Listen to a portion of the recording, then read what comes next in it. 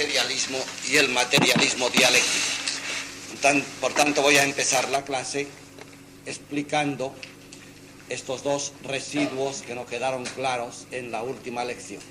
Materialismo es un sistema filosófico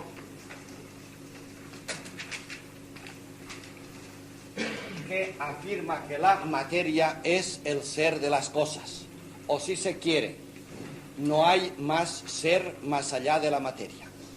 Por tanto, todo es de alguna forma una materia, si se quiere, en camino, en evolución, hasta lograr las últimas cotas, como puede ser la conciencia o la inteligencia humana, que son segregadas por la materia. De forma que la materia puede llegar a estar constituida de una forma tan alta que los supremos vértices de la misma materia son lo que creemos inmateriales, pero no lo son, porque la inteligencia es material también, pero de una forma ya suprema de materia. Por tanto, el pensamiento humano es una forma de la materia, es una segregación de la materia. Todo es materialismo, significa que el ser de las cosas es material y que lo que no es material no es ser.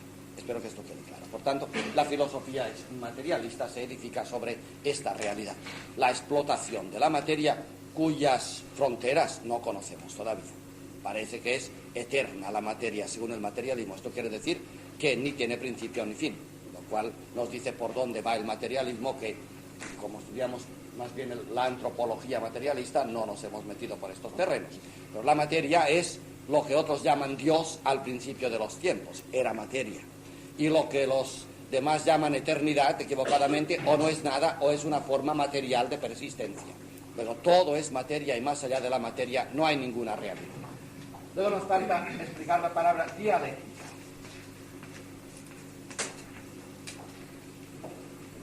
Dialéctica, que está de moda la palabra, viene de dialegomai en griego y en castellano diálogo. Pero desde Abelardo, desde el siglo XII, la dialéctica ha tomado en gramática y en filosofía un sentido muy concreto. Dialéctica significa que la evolución histórica, la historia, no camina rectilíneamente o linealmente, camina por contrastes. Por tanto, esto sería un caminar lineal y el caminar dialéctico es el que pinté el otro día. El sí y el no, o si se quiere, por dos personas en diálogo. El diálogo está aquí, esta es la diálogo. Por tanto, ni este tiene la razón, ni este tiene la razón está aquí. El sí y el no contrapuestos. Es el origen de todo saber para los dialécticos. El saber no está nunca en el sí. Aquel que todo lo sabe no sabe nada. Y aquel que no sabe nada no sabe nada. Pero el que sabe que no sabe, este sabe. O el que no sabe que sabe, este sí que sabe. Luego, el sí y el no en contraposición. Bueno, me parece que esto es claro. Por tanto, diríamos que el caminar de la dialéctica y de la historia, que ahora explicaremos enseguida, parte de una base que se llama tesis, digamos un sí o un no, esto es igual, y por el camino del sí va diciendo sí, sí, esto es verdad, hasta que llega un punto y dice, no, esto ya no funciona más, aquí está el no, el no. Y el no otra vez empieza, sí, que no, pero no, ya no puede ser no, esto ya no es así, y así sucesivamente, y decíamos que entonces el caminar de alguna forma no continua, es rectilínea, porque en realidad el caminar de la historia es esta barca que va tirada por dos bueyes desde las orillas, el sí y el no, y que en realidad la media sí es una línea, evidentemente, el caminar se hace, pero se hace a bandazos. Así que tenemos que materialismo es, no hay nada más allá de la materia lo es todo, y si hay algo inmaterial, lo inmaterial no es nada, porque la realidad es material. Por lo tanto, lo irreal es inmaterial, o lo inmaterial es irreal, lo cual significa que no existe, ¿no? Si lo inmaterial es irreal, lo inmaterial no es nada, porque la materia lo es todo.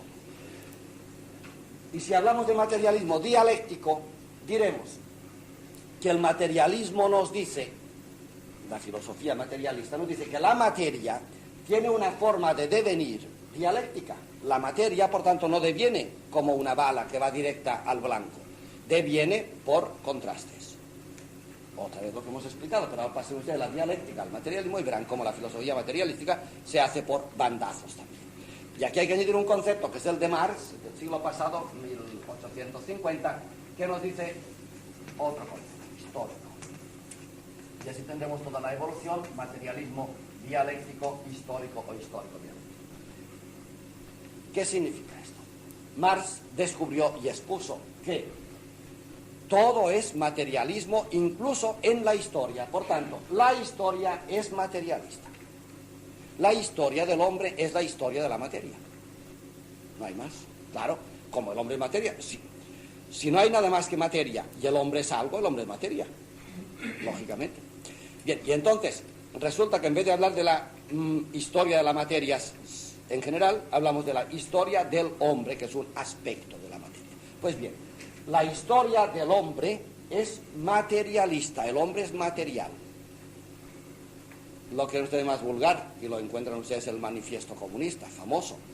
La historia del hombre es una historia de economía material, de dar y recibir, de amo y esclavo, de dominio y de opresión. Por tanto, el hombre avanza según la economía. Lo que hace que la historia avance o retroceda es la economía. Las guerras son todas de economía, las políticas son todas de economía, la banca, evidentemente, es de economía, el progreso humano es de economía. Todo es materialismo económico. Y encima dialéctico. Y así tenemos el marxismo, que es la última proposición del materialismo. Como sabemos, el marxismo es materialista. Por tanto, la fórmula de Marx es materialismo histórico dialéctico. Toda la historia es material. La historia tiene una materia y la materia tiene una historia. Y esta historia se hace dialécticamente. ¿Y dialécticamente qué quiere decir? Por oposiciones. Pasado a la historia humana, tendremos, por tanto, que el materialismo, o el aspecto material de la materia, que es el hombre humano, el materialismo, es dialéctico, por un lado. Lo humano avanza por dialéctica, por sí y no, según la oferta y la demanda, según la economía.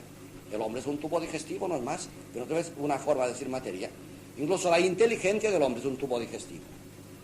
El hombre digiere, y es gracias a que digiere que mantiene otras posturas, como la de amar o la de pensar. Pero estas son sujetas al tubo digestivo. Sin tubo digestivo el hombre no piensa nada. Y cuando el hombre tuvo problemas de digestión, que fueron 1,5 millones de años, para digerir el mamut primitivo, no pensó el hombre.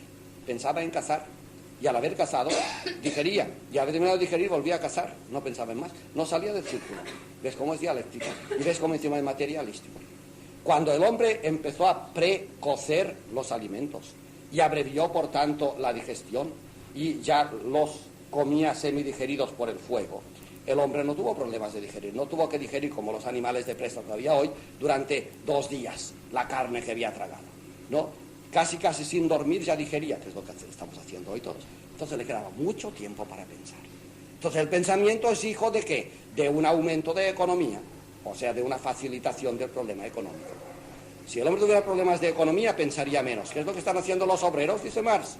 Los que se mueren de hambre no piensan. Y si piensan, piensan en dialéctica, en la revolución, que la revolución es una de las formas dialécticas de la historia. Bueno, espero que esto quede muy superficializado, pero por lo menos una idea, porque si no estamos comiendo terreno al existencialismo.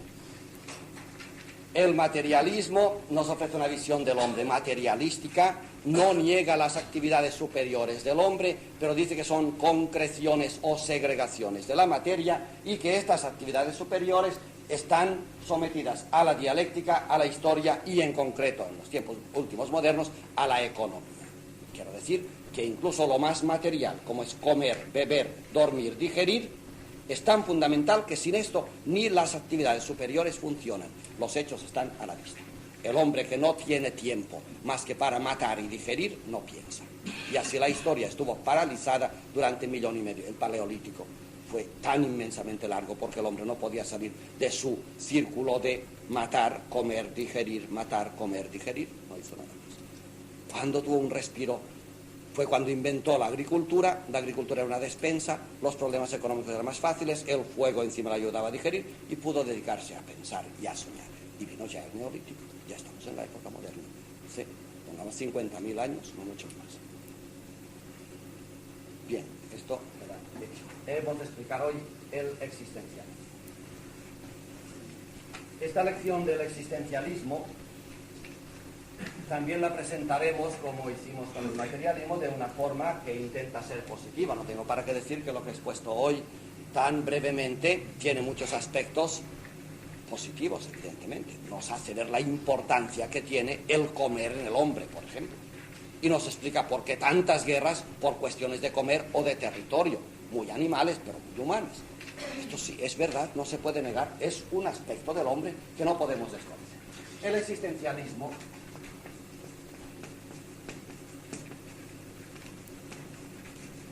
haré un poco de historia muy breve, interesa más el contenido. El existencialismo es una filosofía actual, no solamente en su formulación, que es actual, sino en su vivencia. Responde a los tiempos actuales. Es la más moderna filosofía que existe.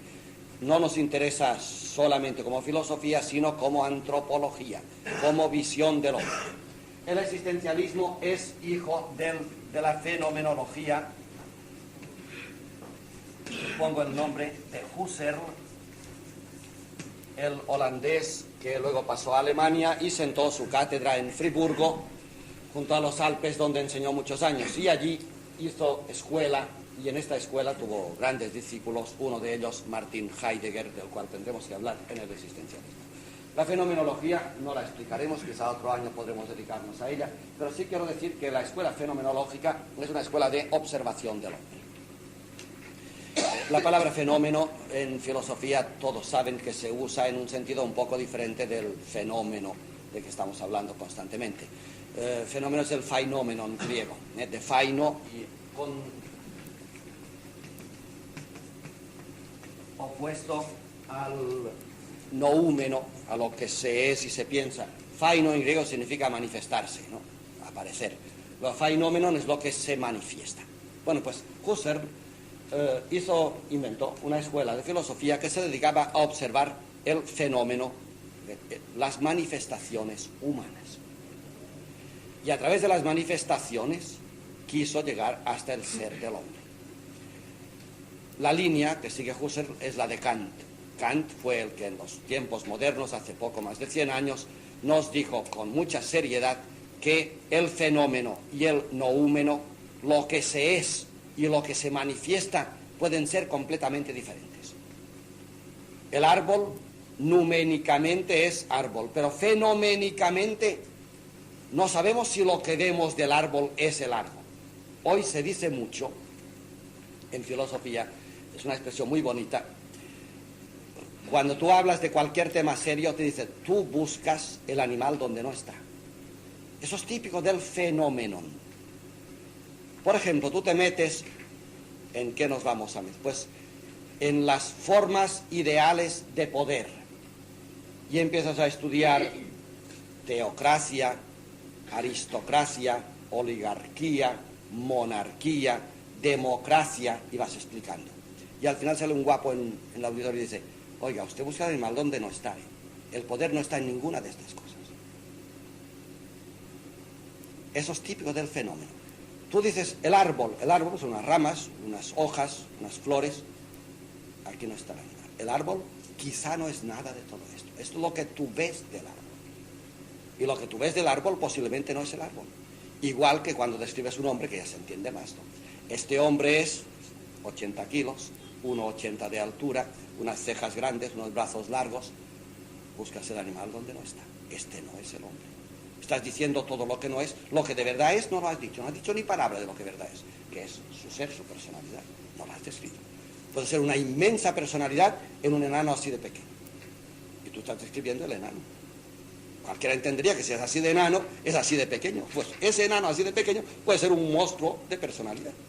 Tú estás diciendo lo que ves, quizá no lo que es. Es típico de Kant. El noúmeno es lo que de verdad se es. Y este no tiene acceso. No podemos llegar al ser de las cosas.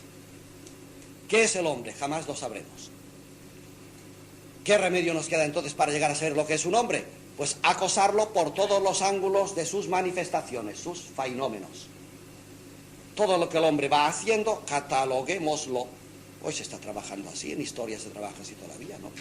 Fenómenos se catalogan y al final dices, bueno, pues después de 100 años de observar un país, ha dado de sí en economía tal, la estadística, plan, plan, plan, plan, este es el país. Y Kant diría, esto es lo que tú ves del país, a lo mejor no has dado ni siquiera con la guarida del animal. Bueno, pues Husserl dijo, ya que no tenemos acceso al noúmeno, al ser del hombre, vamos a describir el hombre. Y eso es el fenómeno, fenomenología, la descripción del hombre. Digo descripción, ¿eh? Cuanto describir siempre es la pintura exterior. No vamos a definir, esto es el noúmeno, vamos a describir, a pintar al hombre. Y de la escuela de Husserl nació el existencialismo, que es una descripción. Y no pretende más. Y ya verán ustedes cómo además, hoy me van a dar 10 minutos más, porque además como tiene tantas simpatías el existencialismo, hay que exponerlo bien. Vamos a describir el hombre, esto es Husserl, se pasa a la escuela de Friburgo, que todavía perdura, pero esta escuela ha sido tan magnífica que la teología católica friburguesa, de Friburgo de Brisgovia, ¿no? de Suiza, de Alemania, todavía está dominada por el existencialismo.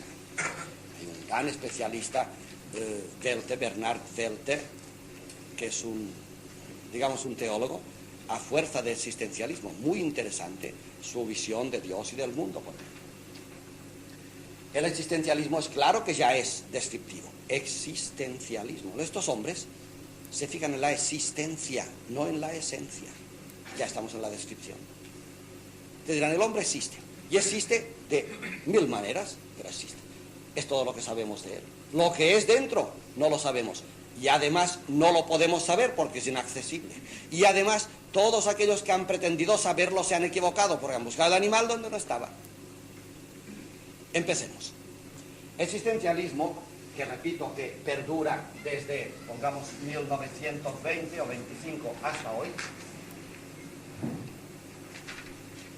se opone en primer lugar a esencialismo. Acabo de decirlo ya. Esencialismo es la esencia, o si se quiere, el cogollo de las cosas. Aquello que la cosa es por dentro y que lo es intangiblemente, intocablemente, incambiablemente. Esto es el noúmeno que decíamos antes.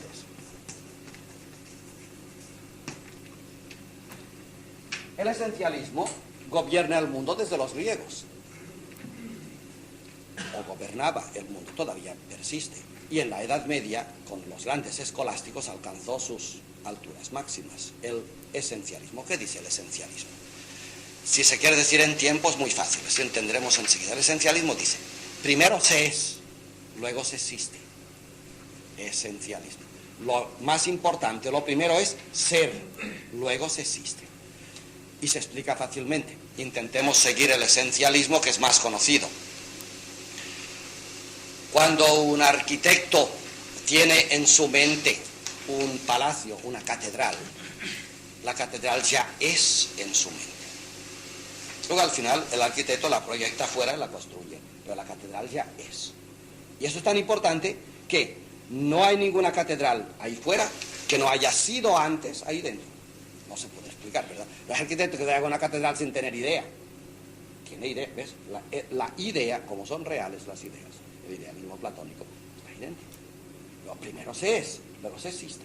Es más todavía, es tan importante el ser sobre el existir, que aunque el arquitecto no proyecte nunca la catedral fuera, la catedral es ya dentro del arquitecto. Se puede morir con ella incluso, pero es ya la catedral. El poeta tiene todos los pájaros de los versos volando en su interior. Que luego lo diga en versos o no lo diga es secundario. Existe o no existe la poesía, pero la poesía ya es real, ya está presente en la mente del poeta. Esto pasado a Dios en la religión es lo mismo. No hay nada que exista sin que antes haya sido en la mente de Dios. Primero se es, luego se existe. Esto parece claro, ¿verdad? Bueno, pues el existencialismo dice exactamente al revés. Primero se existe, luego se es. Es la contraposición al esencialismo. Los esencialistas creen que se puede conocer el cogollo de las cosas y que la descripción es secundaria, lo que estoy diciendo. El cogollo es que el poeta tenga aquí los versos, que luego los eche fuera, los manifieste, fenómeno, que salga el fenómeno de los versos, es secundario. Aunque nunca se manifiesten los versos del poeta, los versos están en el poeta y viven. Las ideas están dentro de nosotros y son vivientes. Esto es el noúmeno. El fenómeno es secundario. Pues bien, el existencialismo, como digo, llevado de la mano de Husserl, que decía, no, es que el noúmeno no lo podemos conocer, va al fenómeno y nos dice, esto es exactamente al revés. Primero se existe, luego se es. ¿Y eso qué quiere decir? Pues que no hay ningún ser antes que el existir. Todo ser que es ser es posterior al existir. Retengamos la frase. Si antes decíamos primero se es, luego se existe, ahora decimos primero se existe y después se es. Ejemplos para convencernos. Cuando ves un niño que crece, 12, 13 años, lo primero que le dices, hombre, te estás haciendo hombre. Te estás haciendo hombre. ¿Y antes qué eras? O sea que tú no eres hombre, ahora te estás haciendo hombre. Le decimos a cualquier persona, hombre, te estás haciendo mejor. O sea, antes no era mejor, se está haciendo mejor. Antes era muy malo, se está haciendo mejor. El hablar popular, dice Heidegger, que es un maestro de la lengua y que ahora veremos enseguida que hay... Estos nos han llamado la atención sobre la palabra. La palabra es sagrada y no se pueden decir palabras tontas. Y mucho peor, palabras malas. Las palabras van con las alforjas llenas. Si van con alforjas vacías, no son nada. Claro, tú dices, ¿cómo que no son nada? No, si estamos en lo mismo. Hombre, primero se existe, luego se es. Muy bien. Una palabra que lleva dos alforjas vacías, ¿qué es?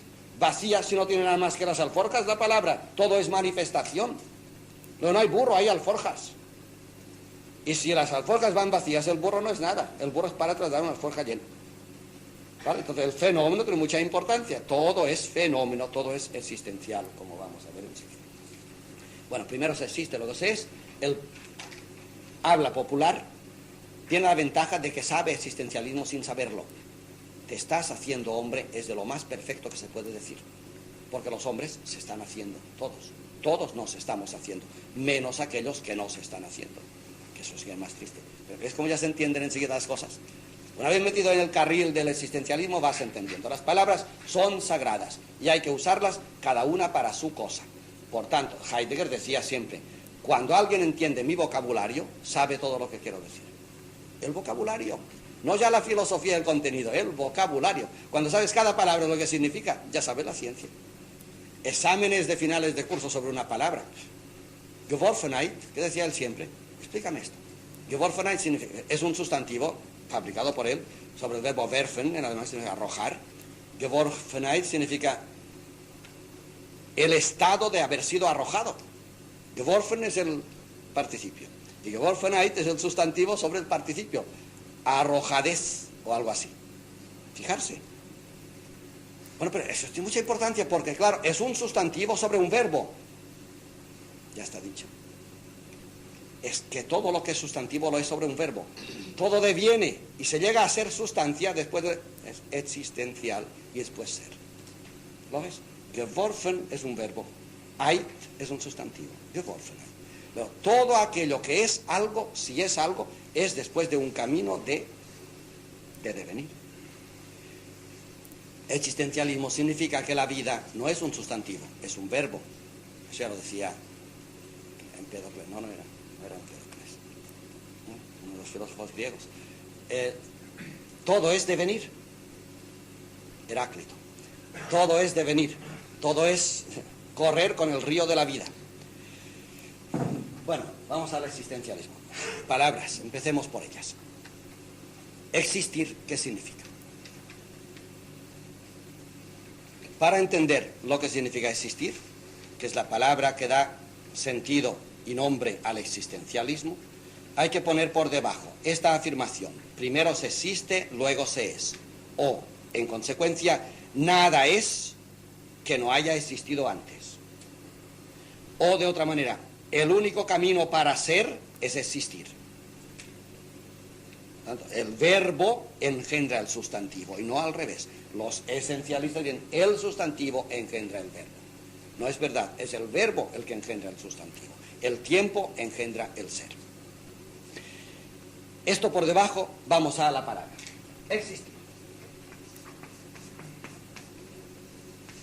Es curioso que la palabra es tan importante que Heidegger bueno, como el nombre no lo he puesto, por si alguno no conociera el nombre, Martin Heidegger hace 4 años que murió. Los existencialistas, sus discípulos, viven todos todavía. Existir, él lo usa en alemán y siempre dice existieren. Es una palabra que no existe en alemán, la ha inventado él. No es el Dasein, de que habla él también, el Sein, que muchas veces es existir, sino que coge la palabra del latín existieren, existere. Existir, ¿qué es? En primer lugar, como estamos en antropología y en fenómeno antropológico, en manifestación, hay que hacer historia. Por tanto, el existir no se puede entender sino sobre una línea de historia, de la historia del fenómeno de la creación. La historia nos enseña que las cosas creadas están sobrepuestas de forma que se necesitan y se postulan una a la otra. Si ponemos en el peldaño más bajo, como base de todo, el mundo material, fíjense que bien nos viene lo que decíamos antes, nos encontraríamos con que la materia a nivel inferior es piedra, por ejemplo, mineral. Este es un mundo que es la base. De forma que sin este segundo peldaño, que es el peldaño del vegetal, no existiría. No puede haber vegetales sin materia. Los pinos no se siembran sobre pinos, se siembran sobre la tierra, sobre el mineral. Y el vegetal, a su vez, sostiene por encima el animal. Son los reinos de la naturaleza de que hemos hablado tantas veces y que hemos estudiado tantas veces. Lo importante es que en historia se engendra un peldaño que dura miles de millones de años. Este peldaño a su vez sostiene o engendra el vegetal, que también dura, se perfecciona y adquiere infinidad de posibilidades a lo largo de millones de años, hasta que al final emerge, aparece sobre él el animal que se apoya sobre él. Y lo importante es que cuando cada uno de esos peldaños ha engendrado al otro, que se apoya sobre él y le necesita, el peldaño queda aquí como un mojón, como historia de la historia, como diciéndonos, el animal que tú admiras tanto ha pasado por aquí, sin esto no habría animal. El vegetal que tú admiras tanto se sostiene sobre el animal. Podríamos pensar, dice Heidegger, que en historia cada adquisición se come la anterior, como pasa con el hombre muchas veces, ¿no? Que cuando has superado la infancia, te la comes la infancia, no te llevas el niño contigo, sino que ya eres el hombre maduro, ¿no?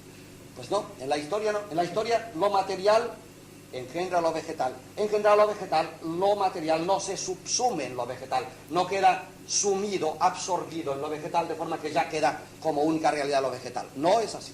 Y lo vegetal, a su vez, cuando engendra lo animal, no queda absorbido en lo animal, de forma que el animal tiene ya dentro de sí el mineral vegetal, que lo tiene, el animal vive sobre ellos y está constituido por ellos. El animal es mineral y es vegetal. Pero además de que lo es, lo sabemos por su anterioridad, por su prehistoria. Es que antes, no es que lo mineral nos da testimonio de sí a través del animal que es mineral, sino que el animal que es mineral está diciéndonos que el mineral que todavía persiste, a pesar de que ya hay animales y vegetales, es la etapa anterior por la cual él pasó y hacia la cual, y desde la cual él llegó a su altura. Tenemos otra vez la dialéctica, por tanto, de una flecha que de una forma discontinua crece, no sabemos hasta dónde. Bien. Estas etapas de la evolución general del mundo, del cosmos, se pueden poner filosóficamente en este sentido. Podríamos decir que la materia está aquí, esto se llama Dasein, está aquí. Este es el verbo que le pondríamos, porque vamos a ver, la cuestión es terminológica y verán ustedes qué bonito es.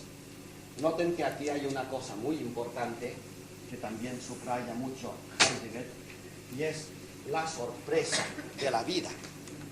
Si ustedes intentan subir esta escalera, que tiene un último peldaño que también lo he puesto aquí, que es el hombre, evidentemente, que es más que el animal, porque es pensante ya, porque es un hume, ¿no?